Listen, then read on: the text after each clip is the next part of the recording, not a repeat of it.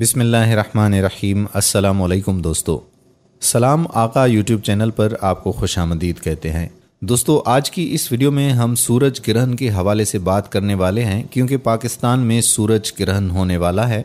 सूरज ग्रहण के नुकसानात क्या हैं और सुन्नत और कुरान पाक के मुताबिक मुसलमानों को क्या करना चाहिए, इस हवाले से आज की इस वीडियो में हम आपसे बात करने वाले हैं। दोस्तों, पाकिस्तान के तमाम जुनूबी इलाके 20 साल के बाद तकरीबन पूरा सूरज ग्रहण देखेंगे।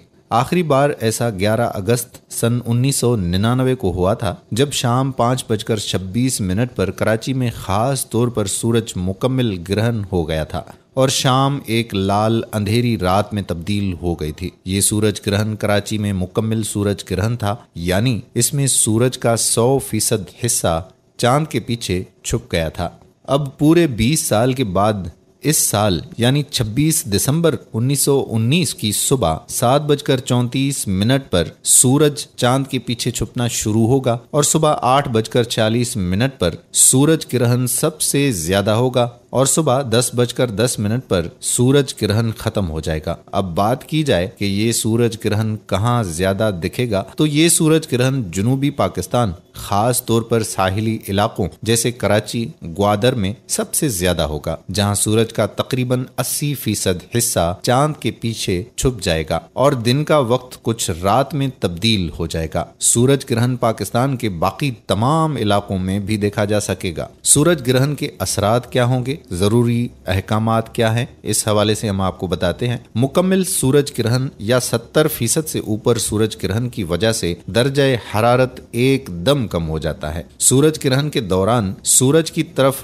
बगैर किसी फिल्टर वाले चश्मे के देखने से इंसान हमेशा के लिए अंधा हो सकता है, इसलिए इस दौरान सूरज की तरफ ना देखें। हामला खवातीन जो प्रेग्नेंट वुमेन हैं, सूरज ग्रहण के वक्त घर से बाहर ना जाएं या खुले आसमान के नीचे न जाएं। सूरज की रेडिएशन खतरनाक साबित हो सकती है। आम सन ग्लासेस का इस्तेमाल सूरज ग्रहण के दौरान सूरज से निकलने वाली रेडिएशन यानी तापकारी से आपकी आंखों को महफूज नहीं रखेगा।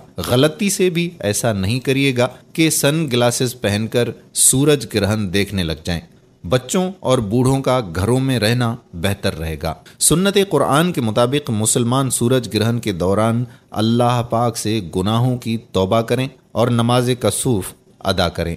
ये वो नमाज होती है जो हमारे प्यारे नबी सल्लल्लाहु अलैहि वसल्लम सूरज ग्रहण के वक्त पढ़ा करते थे। ये वीडियो फौरी तौर पर अपने दोस्तों अहबाब के साथ शेयर कर दें ताकि वो इन एहतियाती तदाबीर के बारे में जान सकें और सूरज ग्रहण के दौरान ये एहतियात कर सकें। उम्मीद करते हैं कि हमारी आज की वीडियो आपको जरूर पसंद आई होगी। अपने कमेंट्स नीचे कमेंट बॉक्स में जरूर तहरीर कीजिएगा। आने वाली वीडियो तक कादिर कल्होड़ो को इजाजत दीजिए। अल्लाह।